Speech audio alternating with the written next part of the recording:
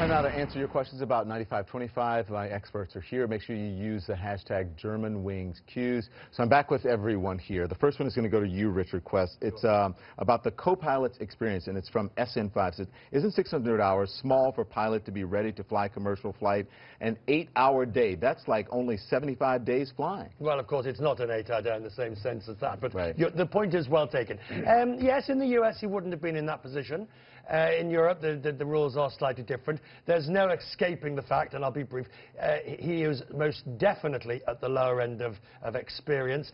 600 hours flying, 100 on type, that will put him, I don't think anybody's going to disagree as relatively novice. All right, David Susi, are there any, this is from Tony, are there any other instances in the last week or so where Lubitz was alone on flight deck? How long was he waiting for this? That'd be a good thing to find out. Of course, we don't know that. But the investigators do, I can guarantee that. They're looking into every single aspect of this, including everything he's done that is recorded and able to be retrieved. Okay. This one is for Angela. I asked the pilots who joined us last night. This is I asked the pilots who joined us last night about this, about the privacy of a pilot, right? Because we're talking about cameras in the cockpit and all of that. What privacy does a pilot need? This is from Smile Foundation. What privacy does a pilot need that they avoid to have cameras in the cockpit?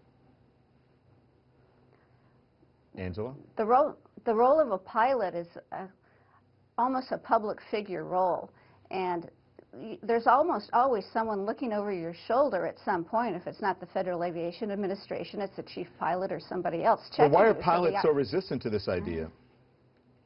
Why are they resistant to it? Yeah. I'm not sure that they are resistant to it. I don't think they necessarily are. I mean, we're checked constantly, and it's par for the course. I'd like to speak for a minute about the idea of doctor hopping, though. I think that was an interesting idea, is that during my entire 31-year career, I think I only had 2 FAA medical examiners, and they both knew me very well. So if we're looking for some kind of regulation way, I don't think you can regulate risk necessarily, but sticking to one doctor might be part of the solution. Okay. And another idea that you were bringing up before was the technology of the door.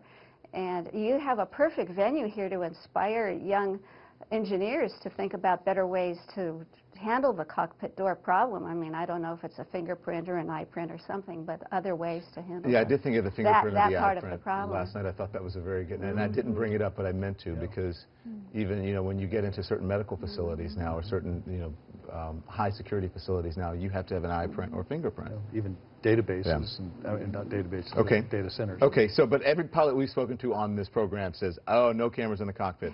All right, David, this question is from Linda. It says, does the data recorder send out pings, and if so, why hasn't it been located? It's got to be in water, correct? Yeah, it's an underwater locator beacon. We got in the habit of calling it a pinger before, but that's because it puts off a ping, and the ping we can't hear, of course. So it would have to be in the water, and then the sensor to get it would have to be in the water as well. So since there was no water here, but that's not going to help. Well, Dr. Amador, this one is from PMAS. It says, this is an isolated incident. You can't just change existing rules and regulations because of one lunatic. Do you agree with that?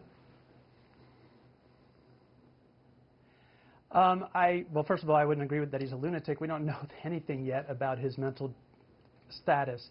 And I think we can look at the system and see if something can be learned. And what do we already know? We know that mental illnesses are common, far more common than many medical disorders that would incapacitate pilots.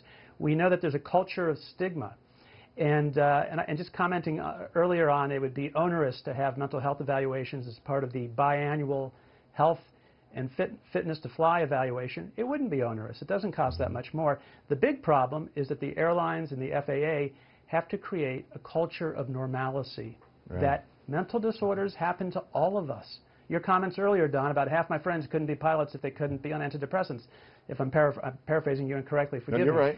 But when that exists, people report. All these illnesses are reliant in large part on the subjective report, the willingness of the person with the illness to say, you know what? Okay. I'm thinking about dying. I'm thinking about taking people with me. I need to get the other ones in. That was a great answer. Jim, this is for you. This is from Miss Gabby Sunshine. She said, is there not a law that after something like this happens that the doctor/hospital should say why he was there? the privacy rules, they're not moot after someone dies? No. As I understand it, in Germany, they're not moot at all.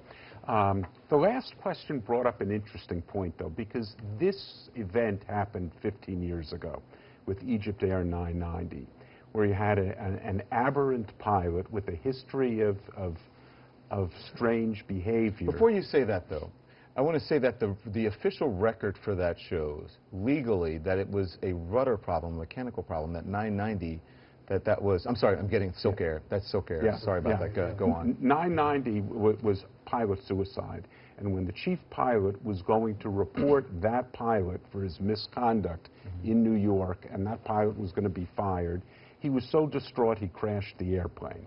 So we have that awful lesson that reminds us in the industry that when you observe something aberrant in one of your colleagues, a pilot, you've got to play it safe and act promptly. Now, we don't know what happened here, but I'll bet in the next few weeks more information will come out. And here, you know, if FAA procedures were in effect, this might have been avoided if there was a second person.